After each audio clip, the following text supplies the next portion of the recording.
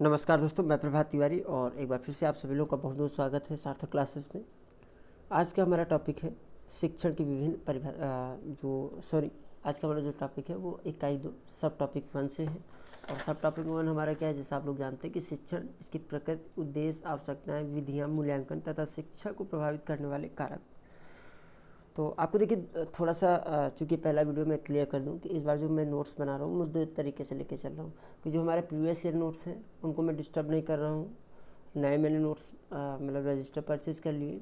जो भी सुधार है, जो भी उसमें एक्स्ट्रा जोड़ना है, उसको मैं नए रजिस्टर में मेंटेन कर रहा हूँ। तो पुराने नोट्स तो हमारे काम करेंगे ही करेंगे, साथ ही साथ जो नए नोट्स मैं तैयार करूँ वो भी मैं शेयर करता जाऊँगा।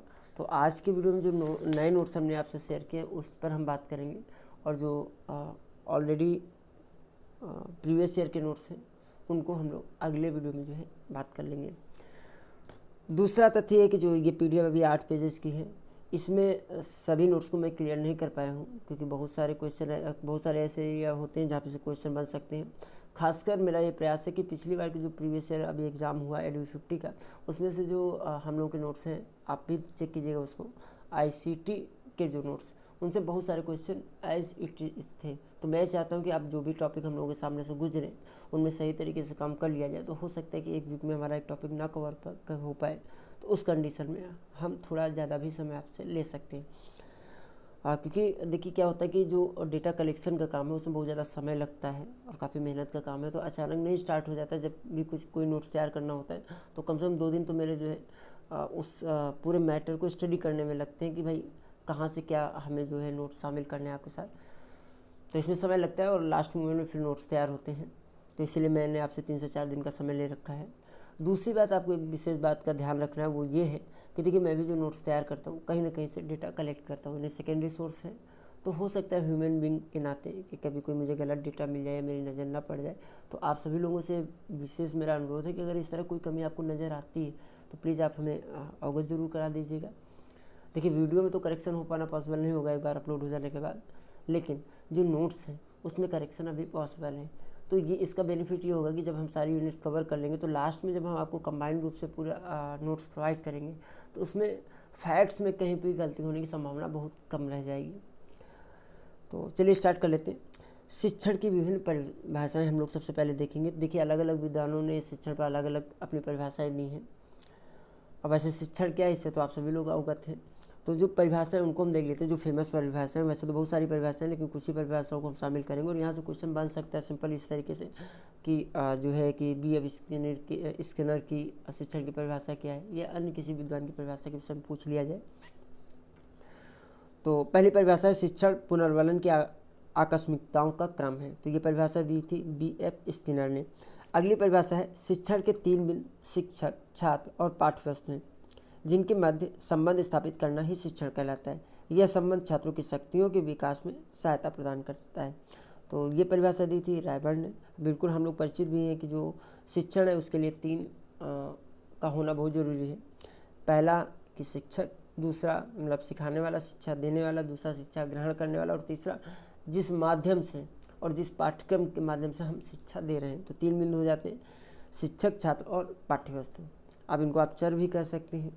तो आगे बढ़ते हैं। अगली जो परिभाषा है बर्टन की परिभाषा है, और ये परिभाषा है कि शिक्षण सीखने के लिए प्रदान की जाने वाली प्रेरणा, निर्देशन तथा प्रोत्साहन है। दूसरे शब्दों में बर्टन ने इसको कहा है कि शिक्षण को अधिगम है उद्दीपन, दिशाबोध और मार्गदर्शन संबोधित किया गया है। तो ये बर्टन के विचार हैं। के.पी. पांडे जी के विचार शिक्षण पर है कि शिक्षण एक प्रभाव निर्देशित क्रिया है जो एक विशिष्ट विषय वस्तु की संरचना सहित सीखने वाले पर प्रभाव डालता है। और स्मिथ की परिभाषा में या स्मिथ के शब्दों में अगर हम देखें शिक्षण को, तो शिक्षण अधिगम को उत्प्रेरित करने वाली एक पद्धति है। अधिगम जैसा आप लोग जानते हैं लर्निंग, तो शिक्षण लर्निंग को उत्प्रेरित करने वाली एक पद्धति है, या दूसरे शब्दों में कह लें तो शिक्षण का उद्देश्य निर्देशित क्रिया है। तो ये विचार हैं स्मिथ के। अब शिक्षण के प्रकार की अगर बात करें, देखिए शिक्षण के प्रकार अलग अलग विद्वानों ने अपने हिसाब से अलग अलग तरीके से शिक्षण के प्रकार बताए हैं। तो कुछ शिक्षण प्रकार हमारे जो प्रीवियस ईयर के नोट्स हैं उसमें आपको मिलेंगे, और कुछ प्रकार जो है हमने इस नोट्स में भी शामिल करने का प्रयास किया है। तो सबसे पहले हम शासन प्रणाली के आधार पर जान लेते हैं कि शिक्षण कितने प्रकार की होती है। तो देखिए यहाँ पर ये 3 प्रकार की शिक्षण को 3 प्रकार से कैटेगराइज किया गया है। पहला एक तंत्रात्मक शिक्षण यानी जिसको हम ऑटोक्रेटिक टीचिंग कहते हैं, दूसरा लोकतंत्रात्मक शिक्षण यानी डेमोक्रेटिक टीचिंग, और तीसरा स्वतंत्रात्मक शिक्षण यानी लेसेस फेयर टीचिंग। तो सबसे पहले एक तंत्रात्मक जो शिक्षण है इसकी जो प्रमुख विशेषताएं ये देख लेते हैं कि इसमें जो शिक्षक होता है वो केंद्र बिंदु में होता है, यानी यहाँ पर टीचर का रोल बहुत अधिक होता है।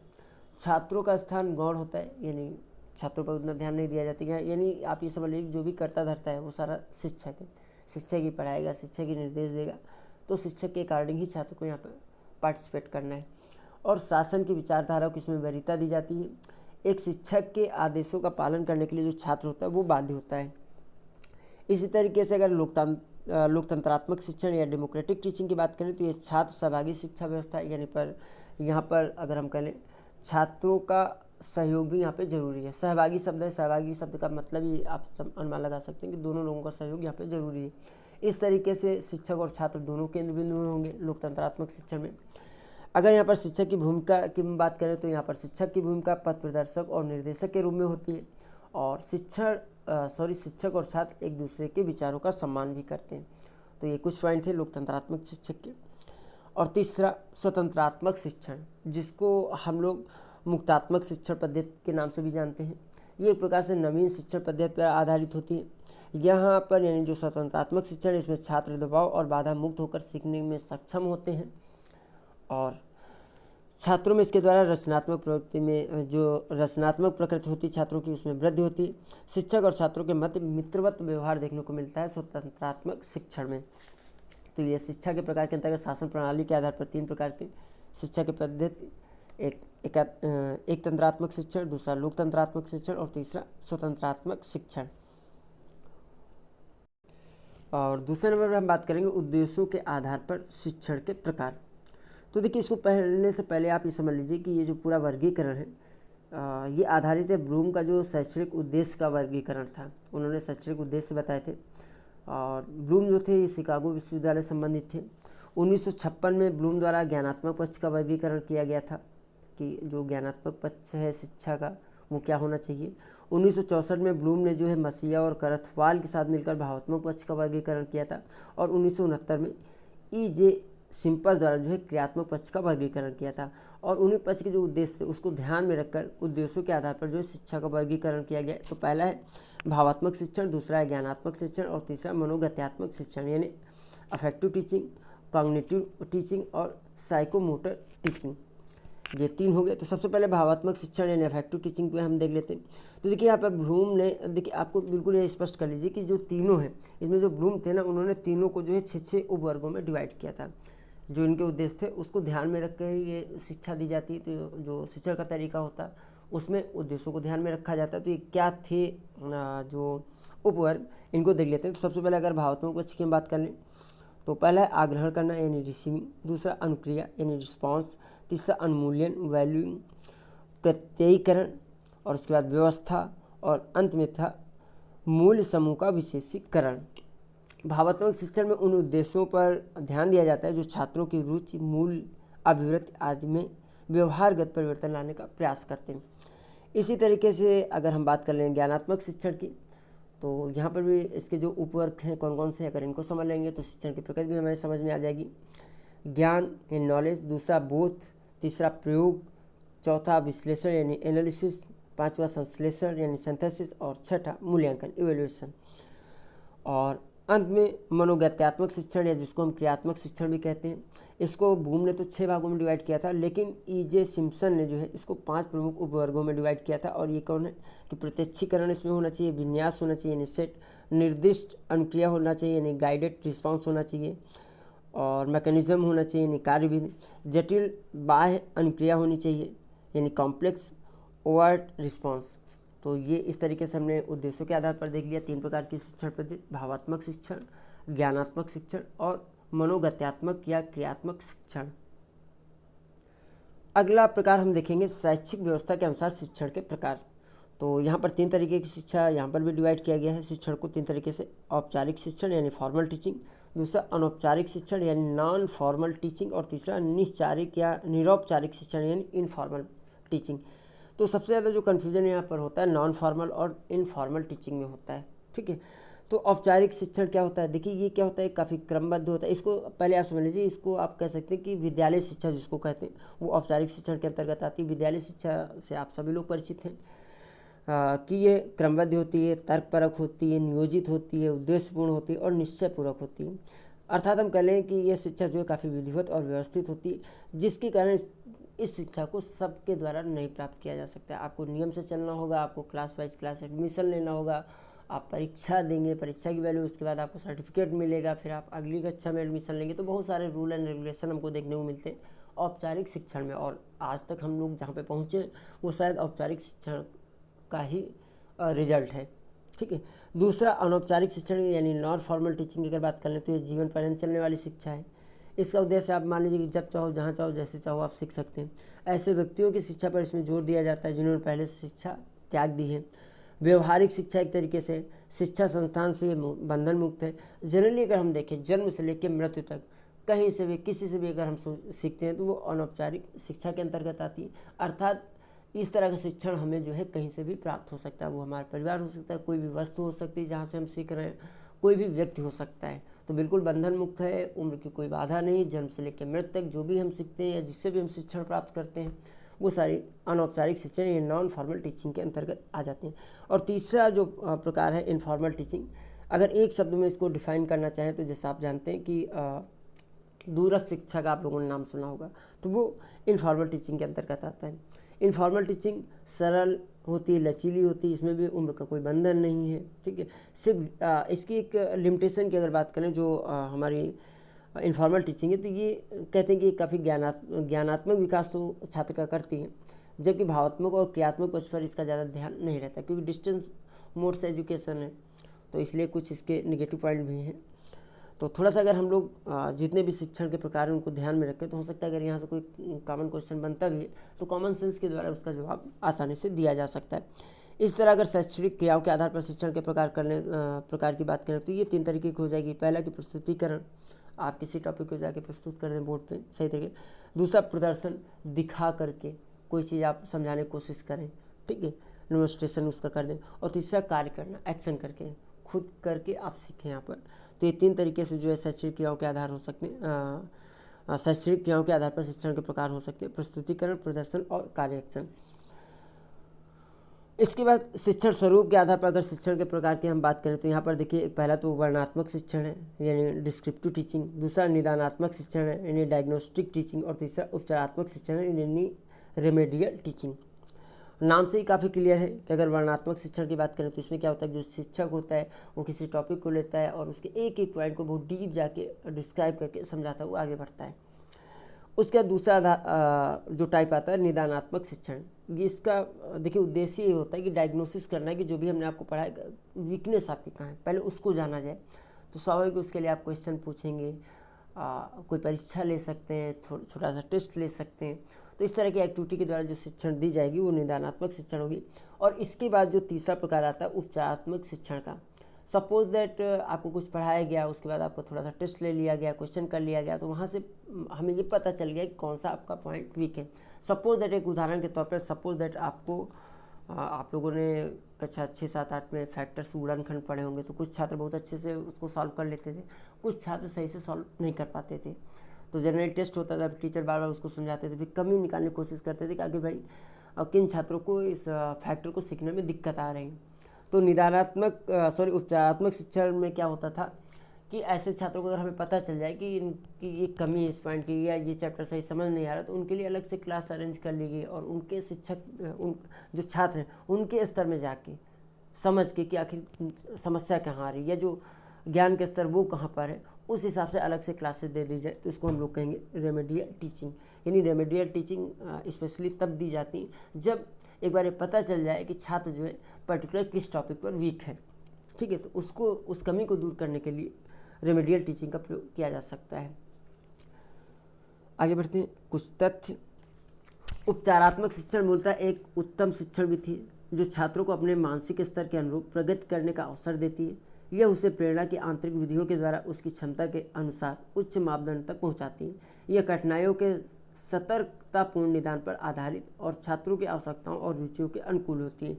और ये पूरा कमेंट है किसका, उपचारात्मक शिक्षण से रिलेटेड ब्लेयर जोन्स का। तो इस सेंटेंस से पूरा क्लियर हो रहा है कि जो उपचारात्मक शिक्षण है मूलतः एक उत्तम शिक्षण विधि है, क्योंकि ये छात्रों को उनके मानसिक स्तर के अनुरूप प्रकट करने का अवसर देती है। ये उनमें प्रेरणा की आंतरिक विधियों के द्वारा उनकी क्षमता के अनुसार उच्च मापदंड तक पहुंचाने का प्रयास करती है। यह कठिनाइयों के सतर्कतापूर्ण निदान पर आधारित होती है कि भाई छात्रों को कहाँ पर कठिनाई आ रही समझने में, उसको समझाया जाए, उस कठिनाई को दूर किया जाए, और इस तरीके से छात्रों की आवश्यकताओं और रुचियों के अनुकूल होती है। तो ये पूरा कमेंट था, काफ़ी अच्छा कमेंट था ब्लेयर जोन्स का। उसके बाद आगे बढ़ते हैं उपचारात्मक शिक्षण के विषय में। तो उपचारात्मक शिक्षण निदानात्मक मूल्यांकन के पश्चात किया जाता है। भाई निदानात्मक मूल्यांकन क्यों किया जाता है? पता किया जाता है ना निदानात्मक मूल्यांकन के द्वारा कि आखिर कमी कहाँ है जिस पर हमें काम करना है। तो इस तरह से हम कह सकते हैं कि उपचारात्मक जो शिक्षण है वो निदानात्मक मूल्यांकन के पश्चात किया जाता है। जिन छात्रों को किसी विशिष्ट या निश्चित भाग पाठ्यक्रम में विषय से संबंधित को समझने में समस्या हो रही, उन्हीं छात्रों को पढ़ाना उपचारात्मक शिक्षण कहलाता है। आगे बढ़ते हैं। ठीक है, शिक्षण संस्थित विज्ञान या जिसको हम टीचिंग टोपोलॉजी के नाम से भी जानते हैं। ठीक है, टीचिंग टोपोलॉजी को टी.एफ. ग्रीन द्वारा 1964 में प्रतिपादित किया था। 1964 में प्रतिपादित किया था टीचिंग टोपोलॉजी को टी.एफ. ग्रीन ने, और इसमें शिक्षण प्रक्रिया के 4 विशिष्ट स्तर बताए गए थे। और ये विशिष्ट स्तर कौन से? पहला अनुकूलन है, दूसरा प्रशिक्षण है यानी ट्रेनिंग है, तीसरा अनुदेशन है, इंस्ट्रक्शन है, और चौथा मतारोपण। तो ये 4 विशिष्ट स्तर बताए गए थे टी.एफ. ग्रीन के द्वारा टीचिंग टोपोलॉजी के अंतर्गत। अब शिक्षण के चर यानी वेरिएबल्स ऑफ टीचिंग, तो ये कौन कौन से होते हैं? ये देखिए, इनको 3 तरीके से कैटेगराइज किया जाता है। पहला स्वतंत्र चर यानी इंडिपेंडेंट वेरिएबल, दूसरा आश्रित चर यानी डिपेंडेंट वेरिएबल, और तीसरा हस्तक्षेप चर यानी इंटरवीनिंग वेरिएबल। स्वतंत्र चर के अंतर्गत अगर हम बात करें तो देखिए, शिक्षण छात्रों को अधिगम अनुभव प्रदान करने हेतु विभिन्न प्रकार के क्रियाकलाप करने हेतु मुक्त होता है। अतः शिक्षण में शिक्षक को स्वतंत्र चर माना जाता है। तो शिक्षक को स्वतंत्र चर क्यों माना जाता है, बिल्कुल क्लियर है। दूसरा डिपेंडेंट वेरिएबल, शिक्षण के अनुदेशों के अनुपालन करने के कारण छात्र को शिक्षण प्रक्रिया में आश्रित चर माना जाता है। और तीसरा हस्तक्षेप चर, शिक्षण प्रक्रिया में हस्तक्षेप करने वाली सभी वस्तुएं, विधियां और जो भी क्रियाकलाप हैं हस्तक्षेप चर के अंतर्गत शामिल किए जाते हैं। जैसे कि उदाहरण के तौर पर अगर हम बात करें तो पाठ्य वस्तु है यानी आपका जो सिलेबस है, शिक्षण विधियां हैं जो भी टीचिंग टेक्निक्स हैं, शिक्षण युक्तियां हैं, ये सारी जो है हस्तक्षेप चर के अंतर्गत शामिल किए जाते हैं। अब हम लोग बात कर लेते हैं शिक्षण के स्तर यानी लेवल ऑफ टीचिंग कौन कौन से होते हैं। तो लेवल ऑफ टीचिंग देखिए, इसको भी 3 तरीके से डिवाइड किया जाता है। पहला मेमोरी लेवल यानी स्मृति स्तर, दूसरा बोध स्तर यानी अंडरस्टैंडिंग लेवल, और तीसरा चिंतन स्तर यानी रिफ्लेक्टिव लेवल। तो अगर स्मृति स्तर की बात करें तो इसकी विशेषताओं में अगर हम बात करें तो ऐसी परिस्थितियों का निर्माण इसमें किया जाता है जिससे छात्र विषय वस्तु को आत्मसात कर सके, सीख सके सही से। प्रत्यास्मरण क्रिया पर बल दिया जाता है, और इस स्तर में संकेत अधिगम यानी सिग्नल लर्निंग के साथ ही साथ श्रृंखला अधिगम यानी चेन लर्निंग पर भी ध्यान दिया जाता है। इसके अतिरिक्त अगर बोध स्तर यानी अंडरस्टैंडिंग लेवल की हम बात करें तो इसमें पाठ्यक्रम का प्रस्तुतिकरण छात्रों के बोध को ज़्यादा से ज़्यादा बढ़ाने के अनुसार किया जाता है।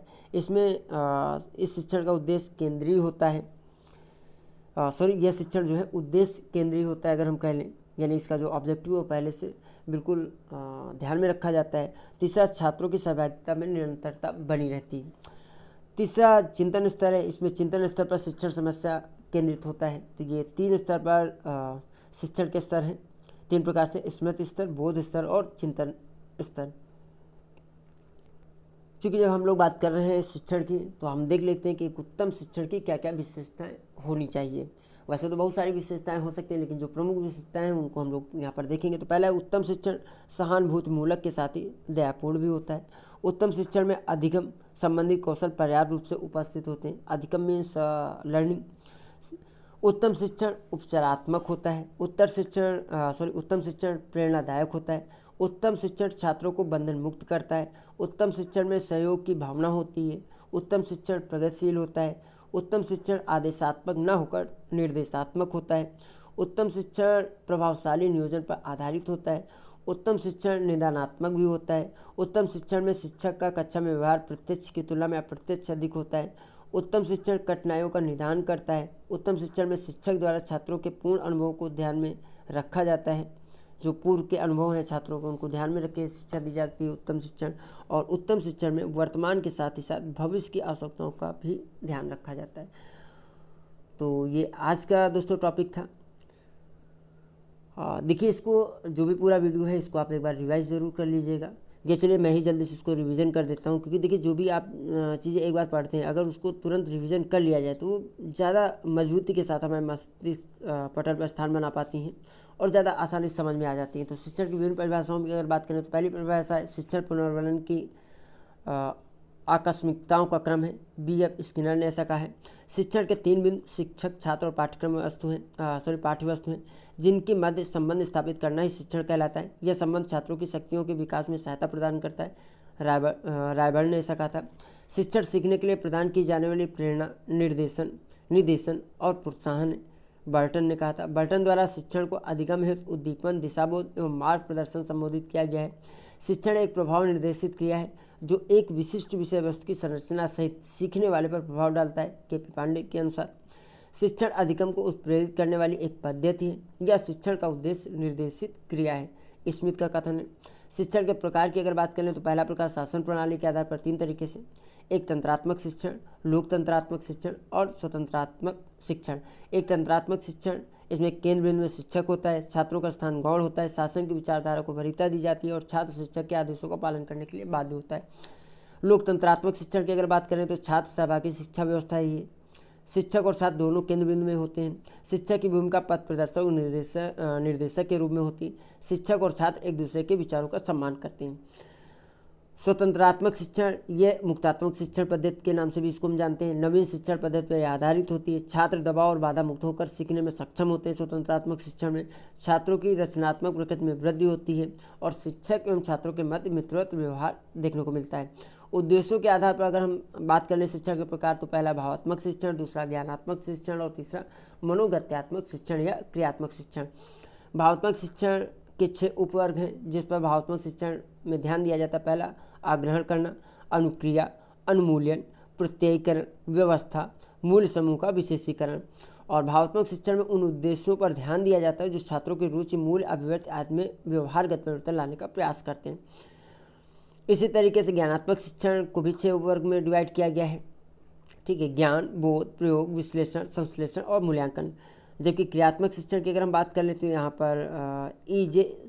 सिम्पसन के अनुसार 5 प्रमुख उपवर्ग हैं जिन पर ध्यान दिया जाता है। प्रत्यक्षीकरण, विन्यास, निर्दिष्ट अनुक्रिया, कार्यविधि, जटिल बाह्य अनुक्रिया। शैक्षिक व्यवस्था के अनुसार पर शिक्षण के अगर प्रकार की बात करें तो formal teaching, non formal teaching और इनफॉर्मल टीचिंग। इसके विषय में पहले हम लोग बात कर चुके हैं। औपचारिक शिक्षण, अनौपचारिक शिक्षण और निश्चारिक या निरौपचारिक शिक्षण। शैक्षिक क्रियाओं के आधार पर शिक्षण के प्रकार 3 प्रकार हैं: प्रस्तुतिकरण, प्रदर्शन और कार्य करना। शिक्षण स्वरूप के आधार पर शिक्षण के प्रकार की अगर बात करते हो तो यह वर्णनात्मक शिक्षण होता है, निदानात्मक शिक्षण होता है और उपचारात्मक शिक्षण यानी डिस्क्रिप्टिव टीचिंग, डायग्नोसिस टीचिंग और रेमेडियल टीचिंग। उपचारात्मक शिक्षण मूलतः एक उत्तम शिक्षण विधि है जो छात्रों को अपने मानसिक स्तर के अनुरूप प्रगति करने का अवसर देती है। यह उसे प्रेरणा की आंतरिक विधियों के द्वारा उसकी क्षमता के अनुसार उच्च मापदंड तक पहुंचाती है। यह कठिनाइयों के सतर्कतापूर्ण निदान पर आधारित तथा छात्रों की आवश्यकताओं एवं रुचियों के अनुरूप होती है। ये ब्लूअर जोन्स का कमेंट है। उपचारात्मक शिक्षण निदानात्मक मूल्यांकन के पश्चात किया जाता है। जिन छात्रों को किसी विशिष्ट या निश्चित भाग पाठ्यक्रम में विषय वस्तु को समझने में समस्या हो रही हो उन्हीं छात्रों को पढ़ाना थोड़ा सा डिस्टर्ब कर रहा है वीडियो, मेमोरी प्रॉब्लम है, देख लेते हैं इसको जल्दी से। हाँ ठीक है, देख लें। पढ़ाना उपचारात्मक शिक्षण कहलाता है। शिक्षण संस्कृत विज्ञान या टीचिंग टोपोलॉजी जो कि टी.एफ. ग्रीन द्वारा 1964 में प्रतिपादित किया था में शिक्षण प्रक्रिया के 4 विशिष्ट स्तर बताए हैं। पहला अनुकूलन, दूसरा प्रशिक्षण, तीसरा अनुदेशन और चौथा मतारोपण। शिक्षण के चर 3 होते हैं: स्वतंत्र चर, आश्रित चर और हस्तक्षेप चर। स्वतंत्र चर में टीचर आता है, आश्रित चर में आपका स्टूडेंट और हस्तक्षेप चर के अंतर्गत जो भी विधियाँ जैसे पाठ्य वस्तु, शिक्षण विधियाँ, शिक्षण इत्यादि को शामिल किया जाता है। शिक्षण के स्तर के स्तर 3 होते हैं: पहला स्मृति स्तर पर शिक्षण, बोध स्तर पर शिक्षण और तीसरा चिंतन स्तर पर शिक्षण। स्मृति स्तर शिक्षण पर ऐसी परिस्थितियों का निर्माण किया जाता होता है जिससे छात्र विषय वस्तु को आत्मसात कर सके। प्रत्यास्मरण क्रिया पर बल दिया जाता है। इस स्तर में संकेत अधिगम के साथ ही साथ श्रृंखला अधिगम यानी चेन लर्निंग पर भी ध्यान दिया जाता है। जबकि बोध स्तर में पाठ्यक्रम का प्रस्तुतिकरण छात्रों के बोध को ज़्यादा से ज़्यादा बढ़ाने के अनुसार किया जाता है। यह शिक्षण उद्देश्य में यह शिक्षण उद्देश्य केंद्रीय होता है। छात्रों की सहभागिता में निरंतरता बनी रहती। चिंतन स्तर पर शिक्षण है वो समस्या केंद्रित होता है। उत्तम शिक्षण की विशेषताएं। उत्तम शिक्षण सहानुभूति मूलक के साथ ही दयापूर्ण भी होता है। उत्तम शिक्षण में अधिगम संबंधी कौशल पर्याप्त रूप में उपस्थित होता है। उत्तम शिक्षण उपचारात्मक होता है। उत्तम शिक्षण प्रेरणादायक होता है। उत्तम शिक्षण छात्रों को बंधन मुक्त करता है। उत्तम शिक्षण में सहयोग की भावना होती है। उत्तम शिक्षण प्रगतिशील होता है। उत्तम शिक्षण आदेशात्मक न होकर निर्देशात्मक होता है और यह प्रभावशाली नियोजन पर आधारित होता है। निदानात्मक भी होता है उत्तम शिक्षण में शिक्षक का कक्षा में व्यवहार प्रत्यक्ष की तुलना में अप्रत्यक्ष अधिक होता है। उत्तम शिक्षण कठिनाइयों का निदान करता है। उत्तम शिक्षण में शिक्षक द्वारा छात्रों के पूर्व अनुभवों को ध्यान में रखा जाता है। उत्तम शिक्षण में वर्तमान के साथ ही भविष्य की आवश्यकताओं का भी ध्यान रखा जाता है। तो दोस्तों ये पूरा हमारा आज का टॉपिक था। इसका पार्ट 2 जो हमारा नोट्स है वो भी मैं उपलब्ध करा दूंगा और संभवतः पार्ट 3 भी इससे संबंधित आएगा, क्योंकि अभी मुझे नोट्स और अपडेट करने हैं। तो आज के वीडियो में दोस्तों इतना ही। हम आपसे फिर मिलते हैं अगले वीडियो में कुछ नई जानकारी के साथ। तब तक के लिए नमस्कार।